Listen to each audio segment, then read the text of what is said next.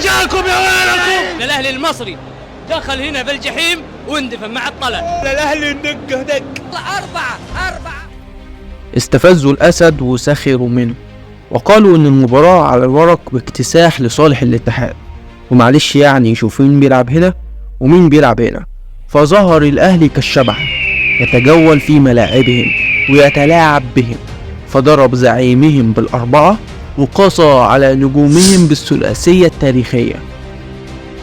أقوى أو الأندية السعودية الأقوى في المنطقة العربية، لا، ثبت رسميا أن الهلال والنصر أو النصر والهلال أصبحوا واقعا هم الديربي الأكبر.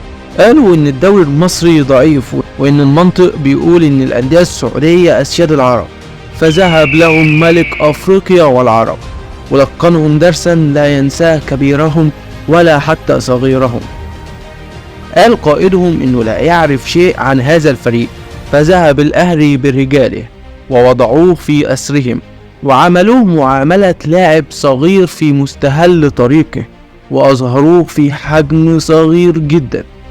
فكما قالها العتيبي زي ما قالها كهربا اي حد طبعا وبنخوف اي فريق في الدنيا احنا النادي الاهلي. ولا كورة لما قالوا له المباراة 70-30 لصالح الاتحاد، قال لهم ده 11 لاعب قصاد 11 لاعب.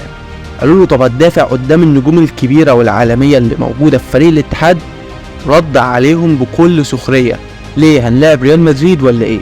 والفكرة انه حتى لما كان بيلاعب ريال مدريد السنة اللي فاتت كان بيهاجمهم عادي جدا واحرجهم طوال المباراة، فلا تعبث مع الاسف. راهن العبقري كولر على ناشئ الاهلي امام عمالقة الوسط في العالم كانتي وفابينيو وتصدى لهم بكوكا، فاصبح يطاردهم في كل شبر في الملعب. وعبد المنعم وياسر جعلوا نجومهم لا يرون بالعين المجردة واصبحوا بلا قيمة ولا فائدة داخل الميدان، وقدموا ملحمة دفاعية طوال 90 دقيقة بمساعدة الأسطورة الحارس الأفضل في القارة الشناوي العملاق.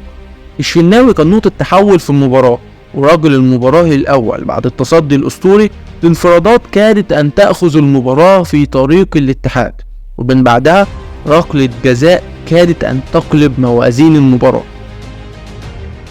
عشان الشحات يقول للشناوي شكرا لأنك أبقيتنا على قيد الحياة، وبدأ يأخذ أنفاسه ويستعيد أمجاده في البطولة في دقيقتين، فقط دقيقتين. قلب الشحات الملعب والمباراة سيرك خاص به، وأنهى وقضى عليهم بهدف ثاني عالمي لا يسجله إلا لاعب موهوب بشكل كبير جدا. وهنا اللاعبين الكبار بيظهروا في الماتشات الكبيرة والماتشات الحاسمة، وبأسيست خرافي بيقتل المباراة بالهدف الثالث عشان الأهلي يعلنها أنا البطل، أنا المارد، أنا سيد العرب. وطبعا ما ننساش هاني اللي حمله كان أكتر من أي لاعب آخر، عشان 90% من قوة ولعب الاتحاد في المباراة ديت كانوا من الجانب الأيمن للنادي الأهلي. ولكن كالعادة هاني رجل المباريات الكبيرة.